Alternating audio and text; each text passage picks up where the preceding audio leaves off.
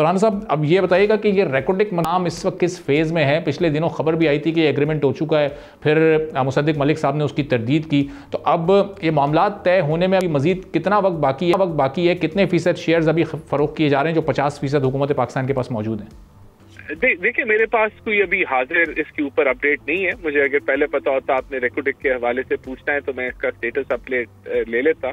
बहरहाल बिल्कुल आपने दुरुस्त फरमाया कि 2028 में इसकी कमेंसमेंट एक्सपेक्टेड है, लेकिन उससे पहले बहुत सारा काम बाकी और चीजें मैच्योरिटी की तरफ आ रही हैं, लेकिन एग्जैक्ट मुझे नहीं पता कि क्या स्टेटस इस वक्त है रेकोडेक के अभी।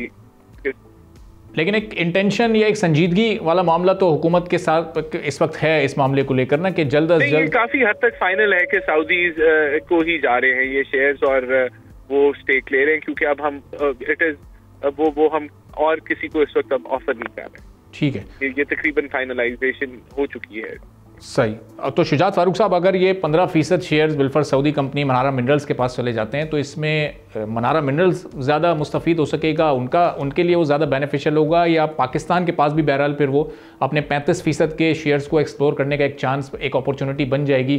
कितना फ़ायदा पाकिस्तान को होगा? जी बहुत शुक्रिया जी।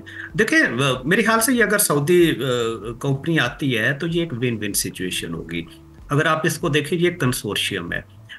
उस कंसोर्शियम में बारिक के 50% शेयर हैं, गवर्नमेंट ऑफ बलूचिस्तान के 25% हैं और गवर्नमेंट ऑफ फेडरल गवर्नमेंट के भी 25% शेयर हैं। अब देखें, ये कंसोर्शियम ने जॉइंट एक्सपेंडिचर्स और इन्वेस्टमेंट करने हैं। 2022 में ये एग्रीमेंट साइन हुआ था और 2028 तक हमने इसके ऊपर ज़ाहिर इन्वेस्टमेंट करनी है और फिर 2028 में इसके हमें जिसको कहते हैं वो फ़ायदे सामने आना शुरू होंगे। जो आपने अर्ज़ किया कि हमें कॉपर और जो गोल्ड है वो एक्सट्रैक्ट होगा और फिर अगले 74-75 साल तक ये हमें क्या लें, बल्कि 37 ईयर तक एक बड़ी सिग्निफिकेंट अमाउंट 500-600 अरब डॉलर इससे जनरेट होगी।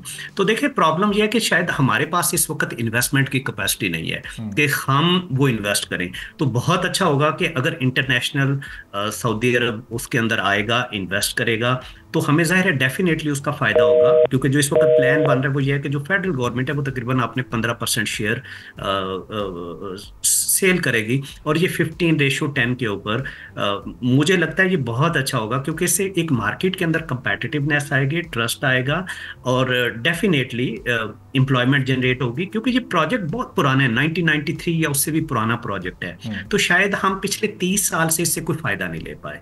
तो अच्छी बात है कि इसके ऊपर इन्वेस्ट हो और ये हमें रिटर्न दे। सब्सक्राइब करें और बेल दबाएं ताकि कोई खबर रह न जाए।